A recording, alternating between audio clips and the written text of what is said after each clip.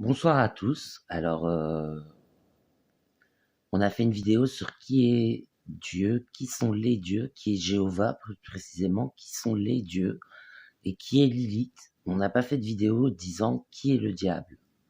Alors le diable, il y a différentes symboliques qui le représentent au fur et à mesure des âges.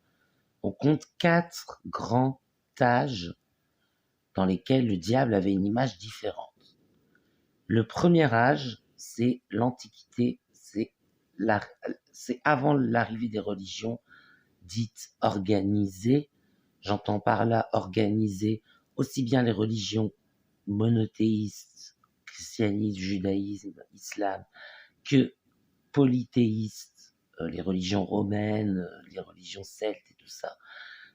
C'est le premier âge, c'est l'âge de Pierre par exemple. Là, à ce moment-là, le diable est appelé grand esprit de la nuit et il est connu dans le monde entier comme étant le sage des origines, celui qui domine le monde de la nuit. C'est le dieu suprême de la nuit et c'est le premier âge. Deuxième âge, il est le pangénésique et padégénique, c'est-à-dire le dieu cornu qu'on connaît sous le nom de Cernunnos chez les Celtes, de Pan chez les Romains. C'est le deuxième âge. Troisième âge, il est le malin. C'est une image qui est négative, où là, la religion a pris le rôle de, de, faire de lui une sorte de bouc émissaire, en quelque sorte, où on constate que l'évolution de son image va changer au fur et à mesure des temps. C'est-à-dire plus les gens seront éloignés de lui, moins le diable sera effrayant, le malin.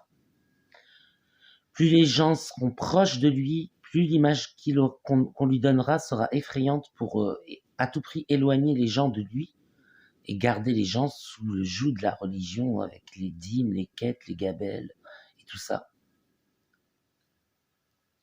Et enfin, dans le quatrième âge, il est Baphomet. Alors là, je vous renvoie à la vidéo sur Baphomet ou l'éveil du cerveau reptilien qui explique un petit peu ce que c'est que Baphomet. Voilà, donc selon les âges, comme vous le constatez, le diable a une image différente, un rôle différent, une façon de l'aborer qui est différente. Et dans la tradition, dans ma tradition chrétienne à moi, on le voit comme un personnage jaloux qui est malheureux. Et c'est pour ça qu'il est jaloux, parce qu'il souhaite qu'on soit malheureux comme lui. Et donc, du coup, il apparaît le plus souvent au moment où Dieu est le plus proche de nous et au moment où on va bénéficier de ses bénédictions les plus importantes, aussi bien spirituelles que temporelles.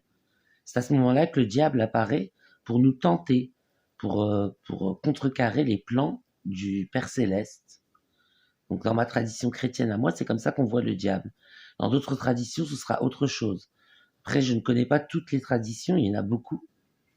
Et grosso modo, l'image du diable change en fonction de la culture des gens, en fonction de leur religion, de leur pays d'origine et de l'époque dans laquelle ils vivent en fait.